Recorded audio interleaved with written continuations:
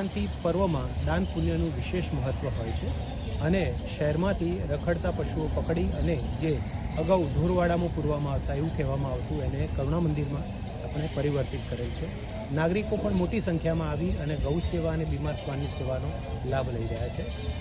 સામાન્ય રીતે ઉત્તરાયણના પર્વ નિમિત્તે ઘઉંનો ખીચડો, પાપડી, ગોળ, ફળ, પાપડી, રોટલી આ પ્રકારની જે ખાદ્ય સામગ્રી છે એ ઘરેથી લઈને લોકોને આવવું ન પડે એ આશયથી આ તમામ મ્યુનિસિપલ કોર્પોરેશને ઉપલબ્ધ કરાવેલી છે અને મોટી સંખ્યામાં વિવિધ નાગરિકો, પરિવારો, વડીલો અને જુદા જુદા ધાર્મિક સંસ્થાઓ અહીંયા આવે છે અને આ ગોળ, ફળ, પાપડી અર્પણ કરી અને ફિઝિકલ તેમજ ઓનલાઈન માધ્યમથી પણ ડોનેશન આપે છે. જો આપણે ગત વર્ષની વાત કરીએ તો ગત વર્ષે અહીંયા 840 જેટલા મુલાકાતીઓ કરુણા મંદિરમાં આવેલા હતા.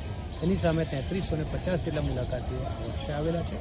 ઘાસમાં પણ ગત વર્ષે 12,000 કિલો જેટલું ઘાસ હતું, જેની સામે 33,000 કિલોગ્રામ જેટલું ઘાસ, 1200 કિલો જેટલું ગોળ, 1400 કિલો જેટલી પાપડી, આવી 700 કિલો જેટલો ખીચડો, આવી તમામ વસ્તુઓ નાગરિકો પણ અહીંયા લઈને આવે.